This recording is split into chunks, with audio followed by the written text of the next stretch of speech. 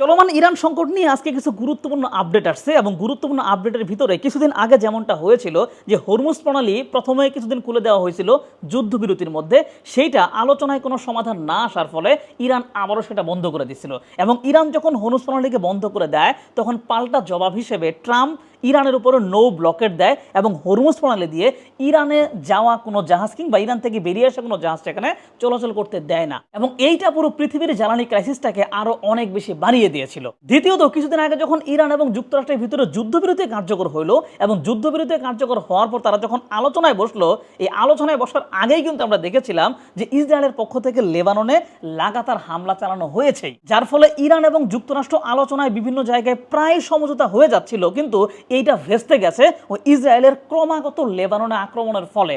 এবং এই আক্রমণটা যদি বন্ধ না হয় তাহলে ইরান কোনো ধরনের চুক্তিতে যাবে না বলে জানিয়ে দিয়েছিল, এবং আজকে ট্রাম্পের বক্তব্য থেকে জানা যায় যে ইসরায়েল সেই আক্রমণ আপাতত বন্ধ রেখেছে এবং একটা সম্ভাবনা তৈরি হয়েছে ইসরায়েল এবং লেবাননের ভিতরেও একটা চুক্তি হয়ে যাওয়ার। তার মানে একেবারে আনএক্সপেক্টেডলি কিন্তু মধ্যপ্রাচ্য অঞ্চলে একটা শান্তি প্রতিষ্ঠার আভাস লক্ষ্য করা যাচ্ছে, যেখানে এমনটা বলা হচ্ছে যে আর কিছুদিনের মধ্যেই আবারও মানে প্রায় এক সপ্তাহ বা 10 দিনের ভেতরেই আবারও ইরান এবং আমেরিকা আলোচনায় বসবে এবং তারা পরিপূর্ণ একটা ডিলে আসবে। ট্রাম্প সরাসরি বলেছে যে হরমুজ প্রণালী আপাতত খুলে দিয়েছে, এখন এখান দিয়ে জাহাজ চলাচল করুক, তবে সে পুরোপুরিভাবে নৌ ব্লকেটটা তুলে নেয় নাই। তিনি বলেছেন যে আলোচনার পরে যদি আমরা পরিপূর্ণ ডিলে আসতে পারি তবে আমরা পরিপূর্ণভাবে নৌ ব্লকেট তুলে নেব এবং ইরানের যে বিভিন্ন দাবি দেওয়া ছিল তাদের উপর থেকে নিষেধাজ্ঞা তুলে নেওয়া, তাদের হচ্ছে সম্পদগুলোকে আনফ্রিজ করা, এই ব্যাপারগুলো তখন ভেবে দেখা হবে। এখন কথা হচ্ছে এরকম একটা সমাধানের দিকে কেন চলে আসলো হঠাৎ করে? এর পেছনে মূলত 3টা কারণ চোখে পড়ে। এক নাম্বার হচ্ছে ইরান তো ব্যাপকভাবে একটা অর্থনৈতিক ক্রাইসিসের মধ্যে দিয়ে যাচ্ছিল এবং এইটা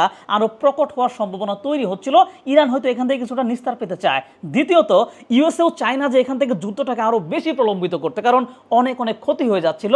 তৃতীয়ত, ইসরায়েলকে কিন্তু রিসেন্টলি ইউরোপের দেশগুলো মোটামুটি ছেড়ে চলে যাচ্ছিল। ইতালি ইসরায়েলের সাথে সকল সামরিক চুক্তি বাতিল করে দিয়েছিল এবং ইউরোপের অন্যান্য দেশগুলো এই পথেই হাঁটতেছিল, ফলে ইসরায়েলও এই জায়গায় কিছুটা একা হয়ে পড়তেছিল এবং যুক্তরাষ্ট্রকে এই যুদ্ধকেন্দ্রিক ইউরোপের কোনো দেশ কিন্তু সহযোগিতা করতেছিল না। আর এই পুরো স্বার্থগুলোকে একত্রিত করেছে হচ্ছে পাকিস্তানের সেনাপ্রধান আসিম মনির। তিনি গত কয়েকদিন এই অঞ্চলে ঘুরেছেন, নেতাদের সাথে কথাবার্তা বলেছেন এবং বলার পর এই ধরনের একটা সমাধানে নিয়ে আসার চেষ্টা করেছেন এবং অনেকেই ভাবতেছে এই যে একটা সমাধানের দিকে সবাই আসতেছে, এইটার পিছনে সম্পূর্ণ ক্রেডিট হচ্ছে আসিম মনিরের। এখন দেখা যাক আগামী 10 দিনের জন্য এখন হরমুজ প্রণালী খোলা থাকবে, তো জানি না পরবর্তীতে আলোচনায় পরিপূর্ণ ডিল হবে কিনা। যদি নাও হয় এই 10 দিনের ভেতরে ঠিকঠাক যদি জাহাজগুলো বিভিন্ন দেশে পৌঁছাতে পারে তবে পৃথিবীতে যে জ্বালানি ক্রাইসিসটা তৈরি হয়েছে এইটা কিছুটা লাঘব হবে। এখন দেখা যাক সামনে কি হয়।